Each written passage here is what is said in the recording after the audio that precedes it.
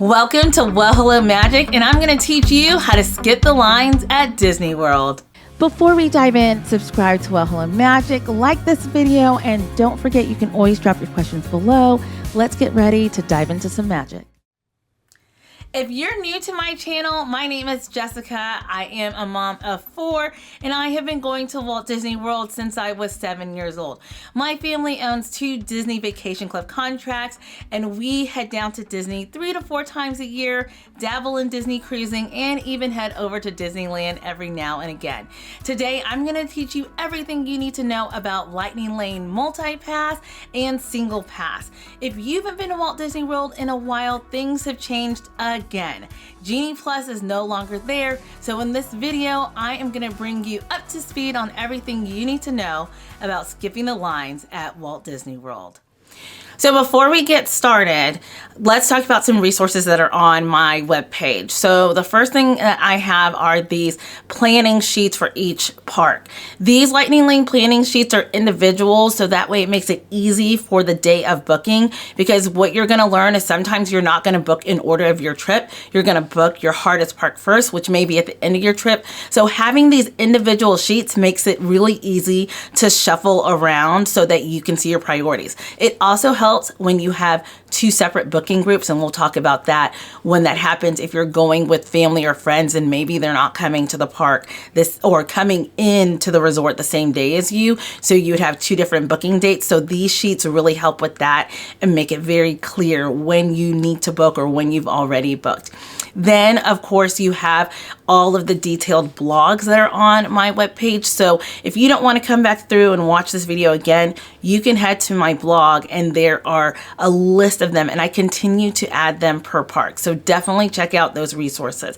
And when you join my newsletter, you get access to this webpage where there is a ton of information that is free for you, including a planning guide. I give all this free to you, so that way you go to my website, give me the clicks there, or watch my videos, but that way I can continue to make free content, which is obviously my goal. So before we get started, let's go over some rules of Lightning Lane.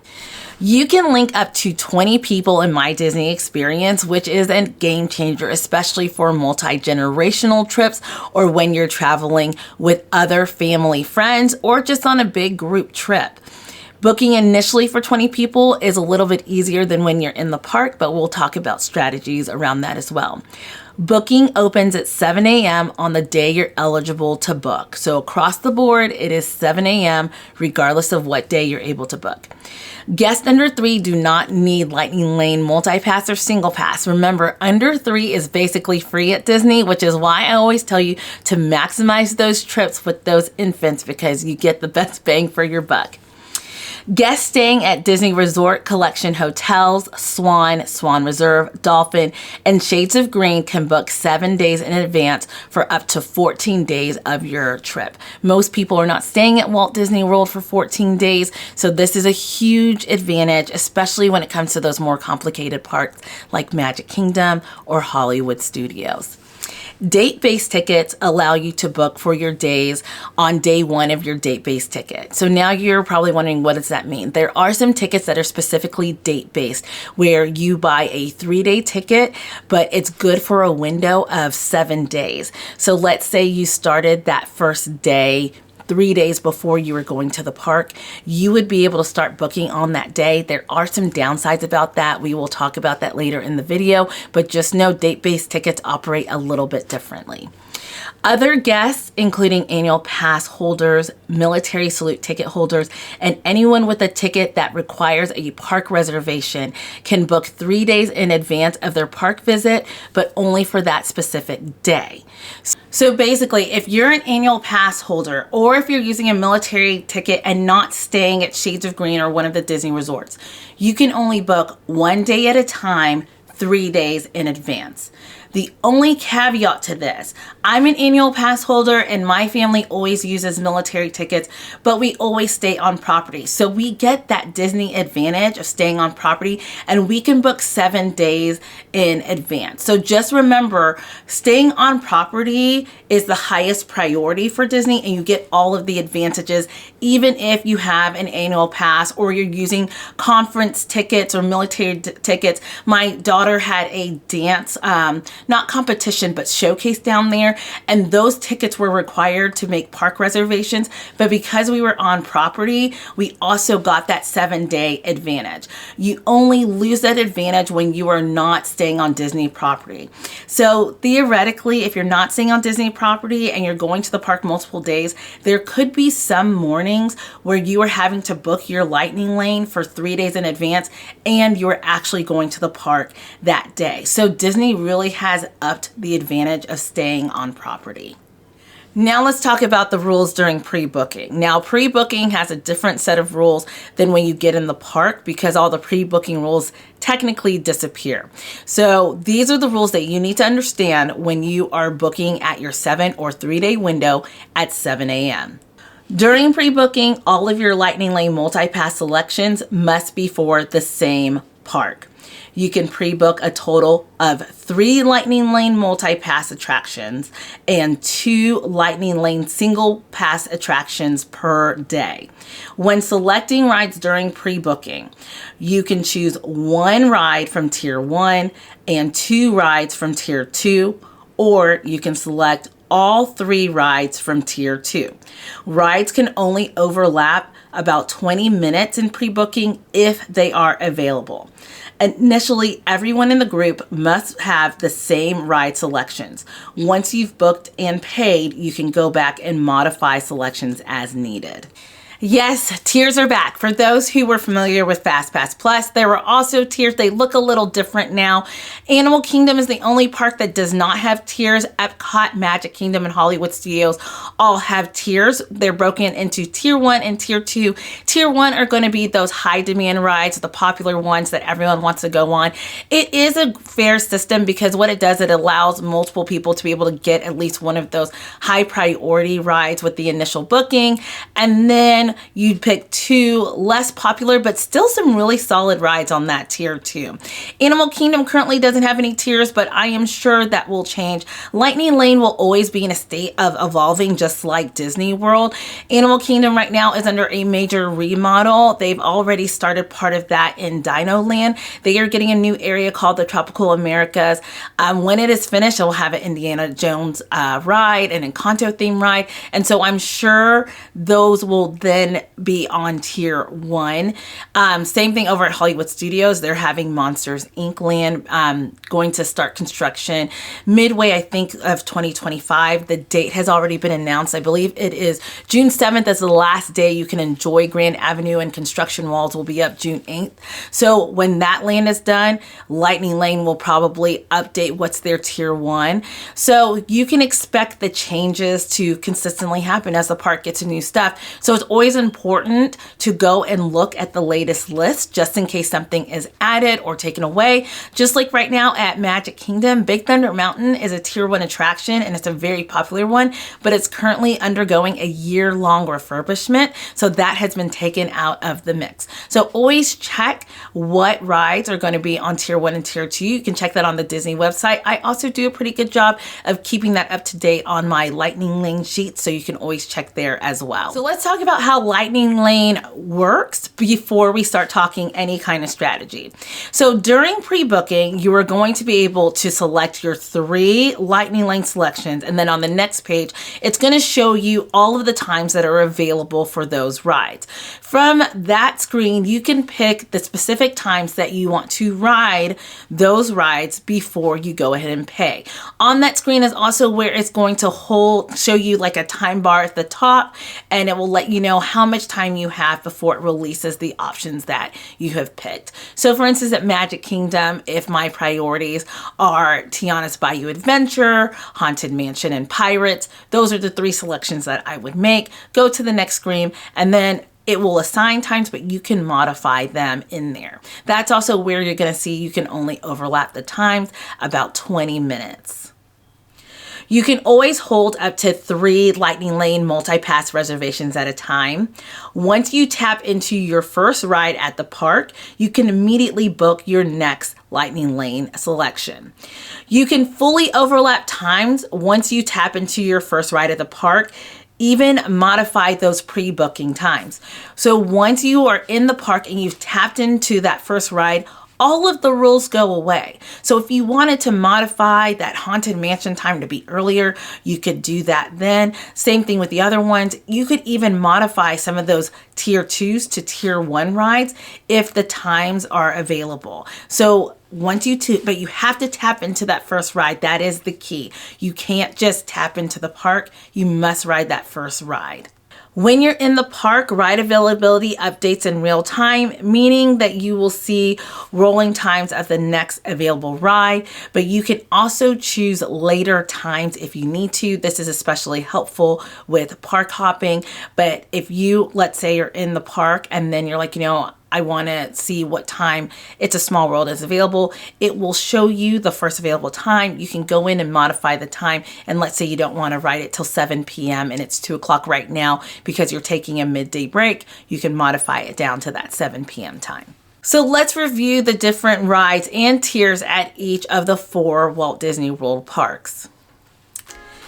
Epcot, their tier 1 is Frozen Ever After, Remy's Ratatouille Adventure, Soarin' Around the World, and Test Track, but it's currently closed due to a refurbishment and should be open summer of 2025. Their tier 2 is Disney and Pixar Short Film Festival, Journey into Imagination with Figment, Living with the Land, Mission Space, The Seas with Nemo and Friends, Spaceship Earth, and Turtle Talk with Crush. Over at Disney's Animal Kingdom, there are no tiers. There is only one. You are able to pick 3 different rides. Those rides are Dinosaur until it closes in late 2025 or early 26, Expedition Everest, Legend of the Forbidden Mountain, Feathered Friends in Flight, Festival of the Lion King, Finding Nemo, The Big Blue, and Beyond. It's Tough to Be a Bug, Cali River Rapids, Kilimanjaro Safari, and Navi River Journey. At Magic Kingdom, tier 1 is Jungle Cruise, Peter Pan's Flight, Space Mountain, Tiana's Bayou Adventure. Big Thunder Mountain is also included in that, but it is down for a year-long refurbishment. Tier 2 is The Barnstormer, Buzz Lightyear Space Ranger Spin, Dumbo the Flying Elephant, Haunted Mansion, It's a Small World, Mad Tea Party, The Magic Carpet Rides of Aladdin, The Many Adventures of Winnie the Pooh, Mickey's PhilharMagic, Monsters Inc. Laugh-O, Pirates of the Caribbean, Tomorrowland Speedway, Under the Sea, Journey of the Little Mermaid. And then at Disney's Hollywood Studios, your tier 1 is Mickey and Minnie's Runaway Railway, Millennium Falcon Smuggler's Run, Rock and Roller Coaster starring Aerosmith, Slinky Dog Dash. Tier 2 is Alien Swirling Saucers, Beauty and the Beast live on stage, Disney Junior Play and Dance, For the First Time in Forever, a Frozen sing-along celebration, Indiana Jones Epic Stunt Spectacular, Muppet Vision 3D until June 7th when it closes, Star Tours The Adventure Continues, The Twilight Zone Tower of Terror TM, Toy Story Mania. Your Lightning Lane single pass options at Magic Kingdom Park, Seven Dwarfs Mine Train, and Tron Light Cycle Run, Epcot Guardians of the Galaxy Cosmic Rewind, Disney's Animal Kingdom Theme Park Avatar Flight of Passage, and at Disney's Hollywood Studios, Star Wars Rise of the Resistance. If you're coming over from the Land of Genie Plus, here are a couple of things that I just want you to know before we start diving into how to book and cost and some strategy to use when you're planning your days at the parks. Things to know about Lightning Lane. The 120-minute rule is gone forever. There is no rule. You don't have to wait. Don't worry about anything like that. You can modify and select certain guests in your party for certain rides after pre-booking. So once you tap into the park, if someone doesn't want to ride a specific ride, you don't have to select them and you can put them on a different ride.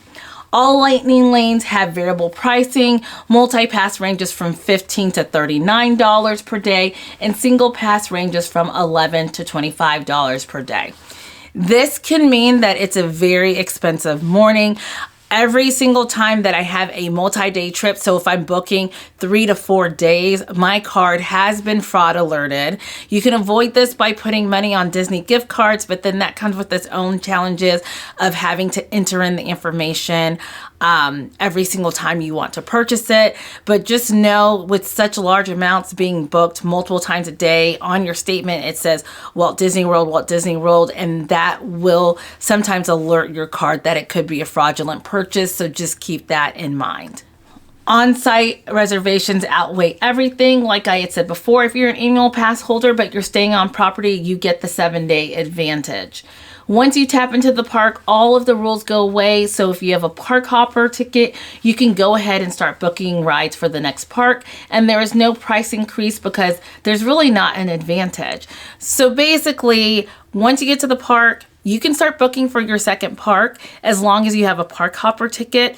All of the rules go away. You can overlap rides on top of each other. You can modify, but remember, you have to tap in to that very first ride. It's not just tapping into the park. You have to ride your first lightning lane of the day, and it has to be the multi-pass, not the single pass. There are no character meet and greets on Lightning Lane Multi-Pass, and you only get to ride once on it. You can always wait in the standby line to ride it again. So let's talk about the cost of these skip the line services and why it's worth it. On average, using a skip the line service is going to save you anywhere from 3 hours to 6 hours in line, just depending on the time of year that you're going. Disney has off-peak and peak times of the year. Some of the off-peak times are going to be the middle of January, early February, May, and the month of September. Those are times when wait times are going to be a lot less, so you may only be saving 3 hours in line because the standby times are lower. Now, during peak seasons, just think of what I call the Disney holiday season, which is when the Halloween parties start all the way till the time the Christmas party ends. Those are going to be peak times, heavily traveled October, November, and December. Also around race weekends, you're going to see the prices increase to the highest numbers. Around Christmas and New Year's and Thanksgiving, that's when you see the prices of $39 per person, but you're also saving about 6 hours in line, especially at parks like Magic Kingdom or Disney's Hollywood Studios, which have a lot of headliner rides and attract the most crowds during the holiday time. So skipping the line and using the service really is up to you. A lot of parks like Epcot and Animal Kingdom, I get questions all the time, do you really need it at those parks? It depends on the time of year. In those off-peak times, I say that you can skip it, but you're definitely going to have to use some specific strategies. And on top of that, you have to be prepared for at least one long wait a day. That's that 40 minutes to an hour wait, even in the off-peak season times. So you just have to think what is valuable for your family. If you're someone who is planning a bucket list or once in a lifetime trip, I call those my rite of passage travelers. I always recommend using Lightning Lane, even at the parks like Animal Kingdom, because if your intention is not to really go a lot or go frequently, and you want to maximize your time in the park and actually enjoy it, Lightning Lane Multi-Pass and Single Pass is going to do that for you. Now, my family, which I call the Pixie Dust Junkies, we go to the parks multiple times of the year. We explore things like Disneyland, go on Disney cruises. For us, using the Skip the Line service is not necessary every time because we've ridden these rides multiple times. And there's some days where we just really want to hang out in the park and getting on the rides isn't a priority. So in my case, I may not use it every time because I get to experience Walt Disney World a lot. So that's my advice for you in terms of do you need it or do you not? Because I don't think it's necessarily a this park always needs it type of thing. I think it depends on the experience that you're wanting out of the parks. On average, Animal Kingdom is about $16 to $18 per person. Epcot is $18 to $21. Hollywood Studios is $22 to $26. And Magic Kingdom Park is $25 to $29. Of course, during peak times, it's going to be higher. And during really low times, you'll get the cheaper in. Multi-pass is supposed to cost anywhere from $15 to $35, but we know it's more than $35 due to those peak time prices. Single pass is anywhere from $11 to $25. And this is per person plus tax. It's time to walk you through booking Lightning Lane Multi-Pass and Single Pass. So the first thing you're going to do is you're going to make sure that your party is linked. You're going to go to this blog, pulled up this sheet, and you're going to send it to everyone to make sure that they have downloaded My Disney Experience. They have an account that's set, and then you're going to link everyone and verify that your whole party is linked. Once you have done that, you are going to go into your My Disney Experience and update your payment methods. It's easier if you already have your card choices inside of the app, or if you use Apple Pay, you want that to be updated as well. Once you have done those two steps, you know that you're good to go because everyone is linked and verified and you already have your payment methods uploaded. So let's book Lightning Lane Multi-Pass. I'm going to show you on a screen and walk you through all the steps of what it looks like. That way you know exactly what to expect on the morning that you're going to be booking. So I'm going to click book Lightning Lane passes because I already have some booked. So I'm going to click on that. Then I'm going to pick the date that I am booking, and then I'm going to select the park. Then it asks who's included, and that's when I add my party. And then it finally takes me to the screen where now I'm able to actually book my lightning lanes. And you're going to see there that there is a tier 1 and tier 2. So you're going to select those rides.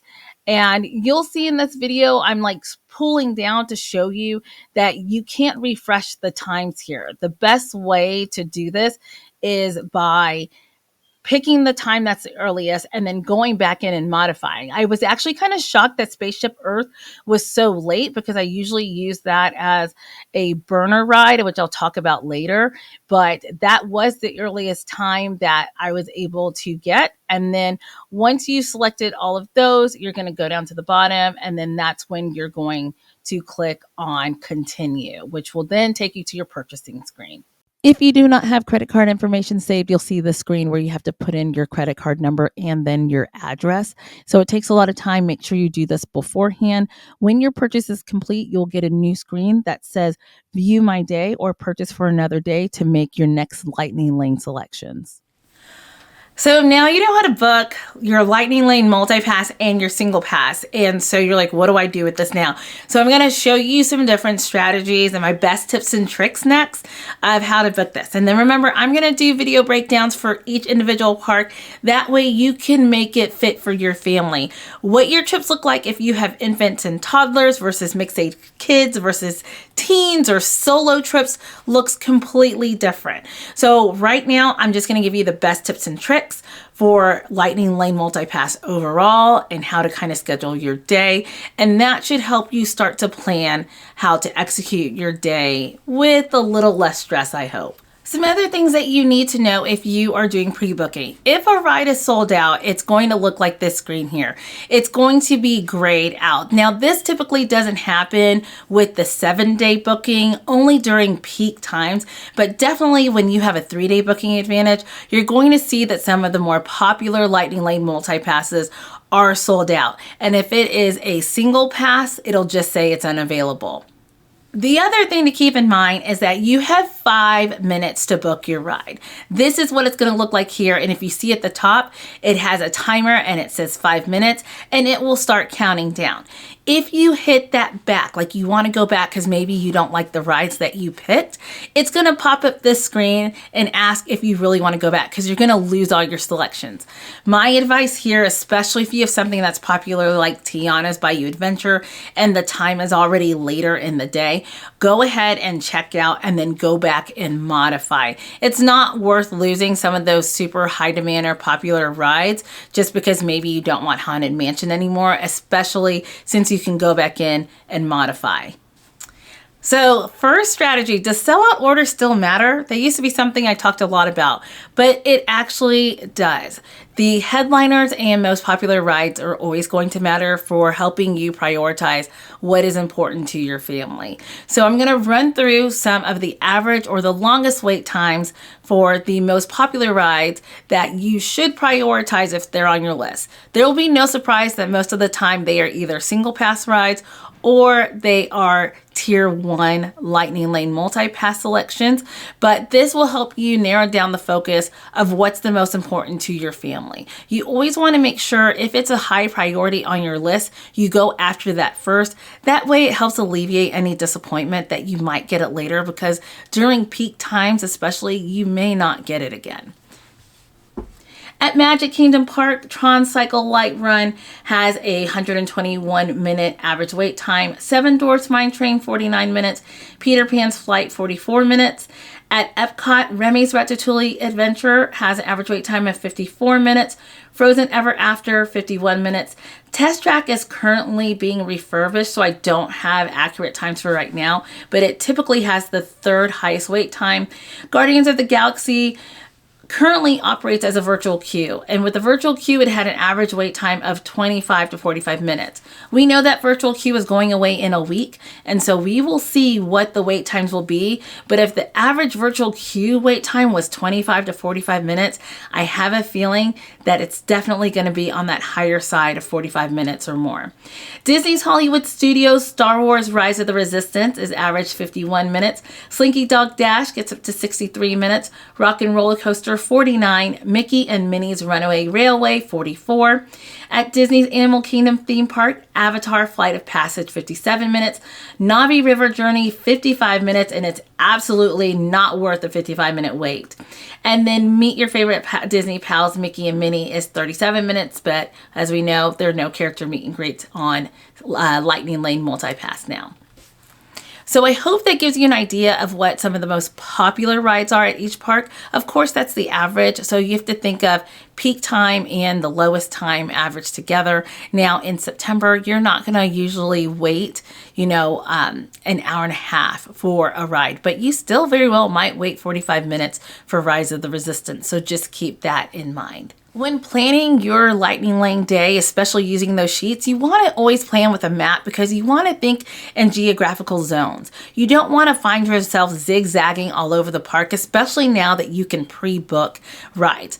In this sweet stack, you see that I am completely in Toy Story Land. Now, Hollywood Studios was put later in my trip, so I was able to maximize and get those times, but that's what I'm talking about when you're planning in geographical zones. You want to try to stay in the same area and then move your way along into the park without zigzagging all over the place, especially since you can pre-book. Speaking of that sweet stack, that's because we've made Hollywood Studios our last day. If you want to get earlier times, you definitely have to put it at the end of your trip. If you think about it, if you have a 7-day advantage, and let's say you're going for a 7-day trip, you essentially could be booking Hollywood Studios 12 days before anyone else gets a chance to, which is why you can get so early of times. Remember, your times can overlap with about 20 minutes if it's available. If those times are not available, you're not going to be able to do that. Also, if you have a breakfast reservation, don't forget that these lightning lanes work around existing reservations, which can be a little bit annoying, especially because it's so hard to get some of those popular reservations. So just make sure it's a priority for you to dine at those places and plan accordingly, because lightning lane will not allow you to overlap those times. Before we jump into you picking your different strategies, let's talk about 3 things that you may have access to. If you're an on-site guest at a Disney resort, some of the Bonnet Creek Resort, Swan Dolphin, Swan Reserve, and Shades of Green, you have this thing called early theme park entry, which allows you in the park 30 minutes before regular guests for that day. In that 30 minutes, you actually can accomplish more than you think, or get rid of one of those headliner rides during that 30-minute time. So it's important to maximize that advantage if you're staying on Disney property. Another benefit if you're staying on Disney property and at a deluxe resort are extended evening hours. On certain nights, deluxe resort guests get to go to a specific park for 2 hours after the park has closed. Now, this is great because you're going to have extremely low wait times. Now, you would have had to have a valid park admission for the day. So you can't just stay at a deluxe resort and then decide to go to the evening hours. You would have had to go to the park that day. So a lot of times my family that has a lot of little kids, we're too tired to even really enjoy it, which means all of these deluxe resort guests are not going to the park, which makes the wait times extremely low. Most of the time they're held at Epcot or Magic Kingdom Park, but sometimes you'll see one for Hollywood Studios and Animal Kingdom a few times a year. So definitely take advantage of this time. Check the schedule to see when it's available, especially if you're staying at one of those deluxe resorts. The last thing to think about is rope drop. You might be thinking, how do I rope drop with early entry? Well, if you're on property, you want to be there early for your rope drop, especially if you're going to Epcot from the International Gateway. They typically start letting people in 15 minutes early, so you really need to be there 15 to 30 minutes before early entry. So if you are planning on rope dropping any of these parks because you have early entry, just make sure you get there about 10 minutes early, and at the International Gateway, anywhere from 15 to 30 minutes early. If you're off-property guests, you too have a chance to rope drop. At Magic Kingdom, during early entry, only Fantasyland and Tomorrowland are open, which allows you to rope drop Liberty Square, Adventureland, and Frontierland. So if you're off-property and you want to start your day early at Magic Kingdom, Main Street is open to everyone about 45 minutes before park opening time. So get there, enjoy Main Street, get some empty castle pictures, and be ready to rope drop the other side of the park. That will help you maximize your time there. You can tap in then to your first lightning lane and start booking the rest of your lightning lanes for that day. So my next strategy is getting a burner ride, and you're probably thinking, what does that mean? Well, a burner ride is basically like a throwaway ride, one that you're like, do I really need lightning lane for this? Probably not. But knowing that you cannot unlock using your lightning lane multipass until you tap in, sometimes you need a burner ride. So you see this sweet stack here with awesome rides. Tower of Terror is kind of late for the day, which means you wouldn't be able to tap into that and start using your lightning lane until you tapped in to that ride. So you decide that's the least of the three priorities for me. You're going to go in and modify Tower of Terror, and we're switching it to Star Tours, which now gives us a 9 a.m. time so that we can tap in early and hopefully be able to book Tower of Terror later. But what it does, it allows you to start using the Lightning Lane multipass system so that you can book other rides. So having that early time, so that way you're not waiting till 11 o'clock, really will help maximize your day. Because you have to remember two things that Disney does. They do hold some lightning lanes for day of. There's going to always be people who don't even know that this service exists, and it would be really unfair to not have availability the day of, especially for those guests. So Disney will release some of those that morning so that there's some ride availability, even if rides were previously sold out. The other thing that Disney does is they do this thing called refills, which are little drops that happen throughout the day. These little drops come when rides are running smoothly, there aren't a lot of breakdowns, and maybe they believe they can take some more capacity for that day. So even if a ride is sold out, let's say like Tiana's Bayou Adventure, don't be surprised if the ride is running smooth, there's another little drop and you're like, hey, oh my gosh, it's available again, because Disney does do things called refills. Now, the way that you can find these refills is by modifying lightning lanes or even going in and doing a search. The one thing that's really different about modifying lightning lanes now is that when you go into modify your lightning lane, after you've tapped into your first lightning lane multipass, you will see availability for all of Walt Disney World, not just your park that you're currently at. So when you go in, do a big pull down for the refresh, you'll see everything that's available, which is really great if you're park hopping, because then it'll let you know if maybe you should start booking rides at your next park. So just like with Genie Plus, the My Day tab is still really important. You'll see here that it'll say start planning your day. The Disney Genie service, which is the free service, did not go away. So you still want to go in and for each park, set your priorities and your ride priorities. That way they show up at the top of your list. Now, if you're not park hopping, maybe you want to turn off some of the other parks. So that way when you go into modify, only your top picks are going to be at the top. But let's say you are park hopping and you want some of those picks at the other park to be your top picks. You can put those at the top, and when you go into modify rides, you'll also see a glimpse of where their rides are in terms of time for their Lightning Lane multi-passes, which might be important if you're teetering on the edge of should you leave for a midday break or should you leave for the next park.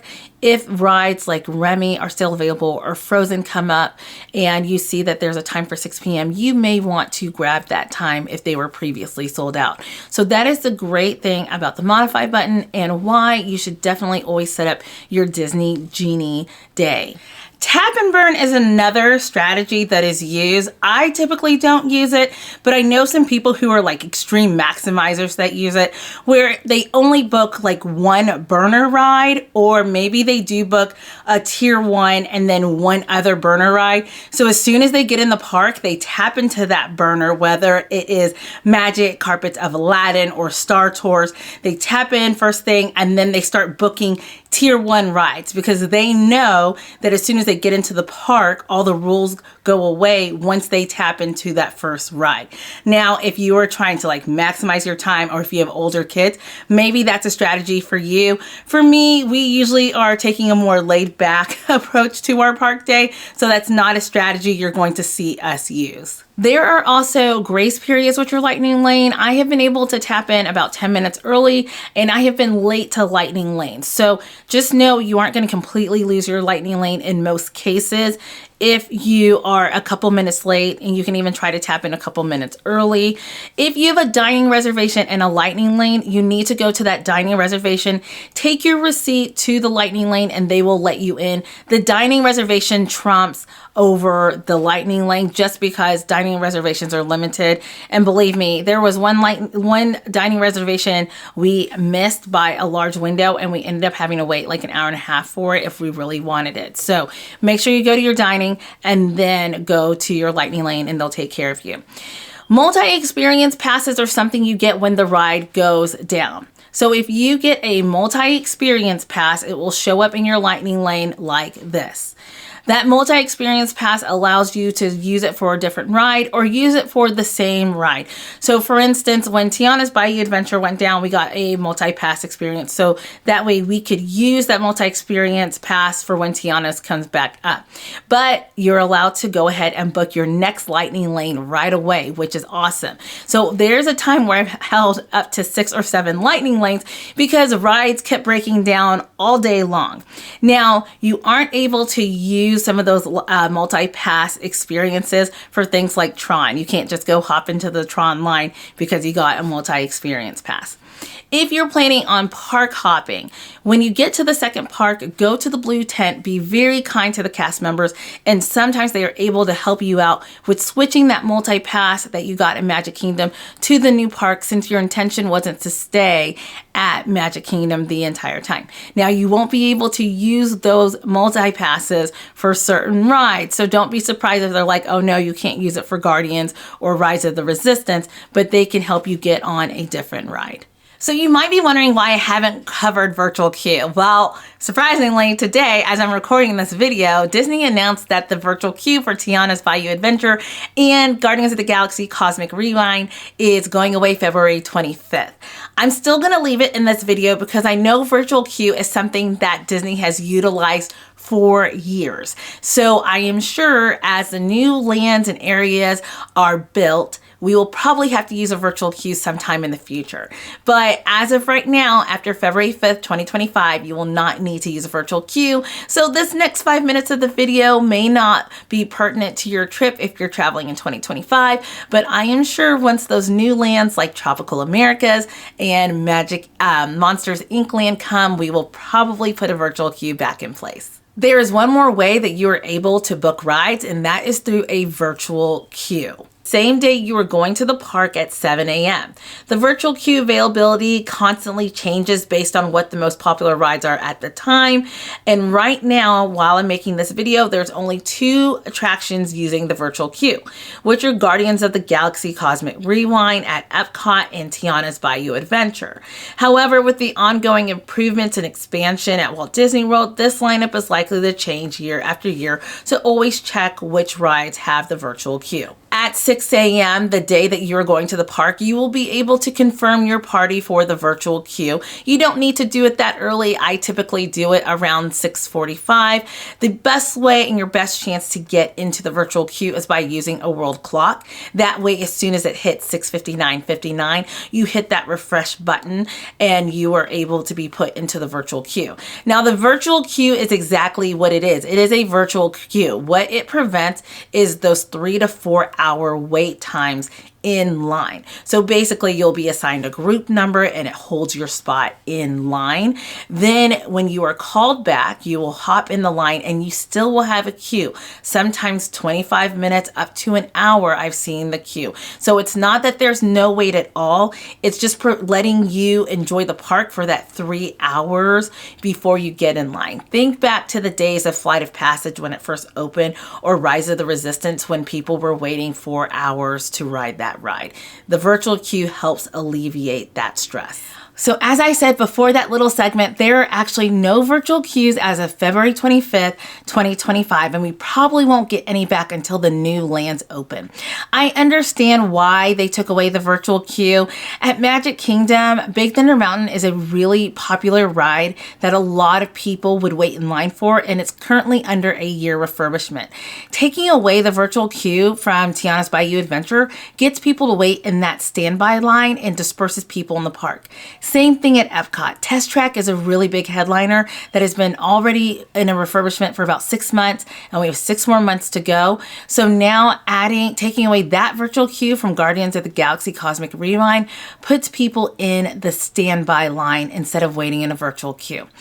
I do think those queues are going to be upwards of 60 minutes for the wait times just because they are super popular rides. But don't forget, you can still buy the single pass for Guardians of the Galaxy, and then you can use Tiana's Bayou Adventure is actually on Lightning Lane Multi-Pass as an option. So definitely utilize those resources if you don't want a longer queue. We'll see after the first week how it turns out, and I'll definitely update these show notes for you. Before I let you go, we are going to do a quick review of Lightning Lane Multi-Pass and Single Pass, and this is how I will leave you fully prepared for booking when it is your turn. Booking starts at 7 a.m. across the board. Disney Resort Collection guests, Shades of Green, Swan, Dolphin, and Swan Reserve can book 7 days in advance at 7 a.m. for up to 14 days of their Disney vacation. Off-site guests can book 3 days in advance for 1 day at a time at 7 a.m.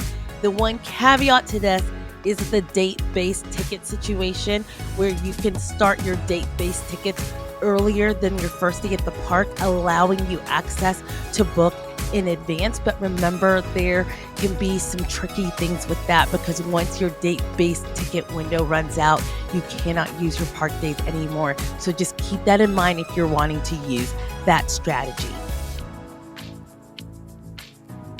You have the ability to book Lightning Lane Multi-Pass and Single Pass together, but I advise to do it separate, especially in my case where I have some kids that are not riders.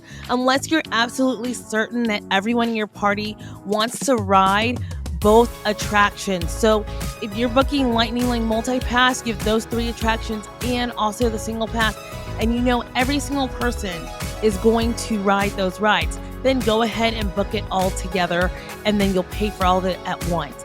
In my case, I have kids that are not tall enough for Seven Dwarfs Mine Train or Tron or any of the coasters, and then I have kids that are scared of some of the coasters. So I don't want to select the single passes.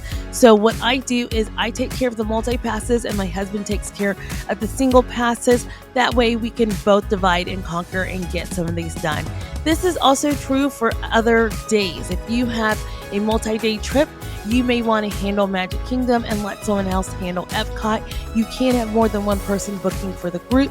Just remember, everyone needs to be linked like we talked about at the beginning of this video. Here is a reminder of your pre-booking rules. You can choose one Tier 1 ride or two Tier 2 from the same park, or you can book 3 Tier 2s all at the same park. You can book up to 2 Lightning Lane single passes per day, and that can be at any park. But remember, you need a park hopper ticket if you're going to be going to a different park. And then ride times can overlap up to 20 minutes if it's available. If it's not letting you overlap, that means it's not available.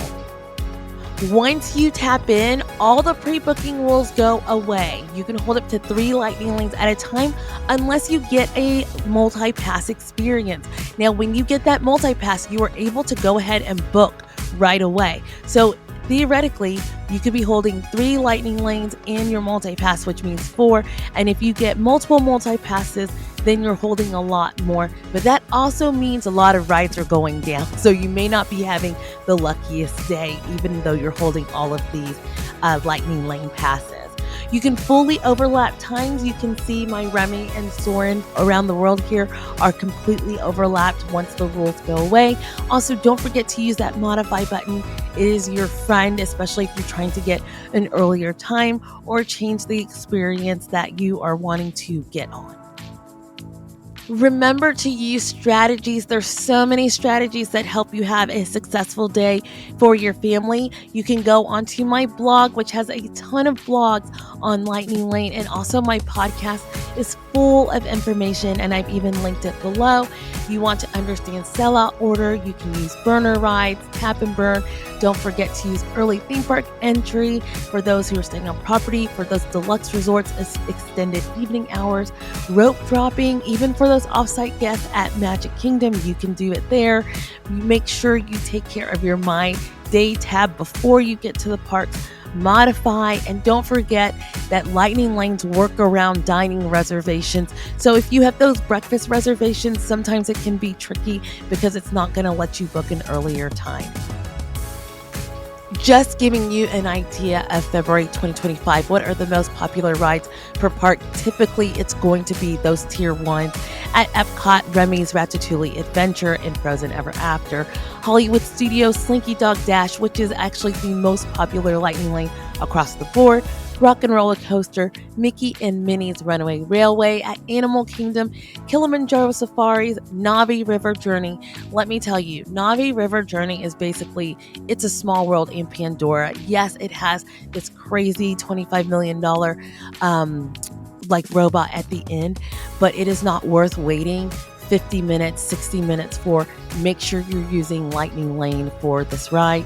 And then obviously Dinosaur, as it will be going into extinction in the next year. At Magic Kingdom, Tiana's Bayou Adventure, Peter Pan's Flight, and Jungle Cruise are the most popular right now. One thing that we did not cover, because it doesn't need a lot of explanation, is Lightning Lane Premier Pass. This is a new service that has been rolled out in the last couple of months.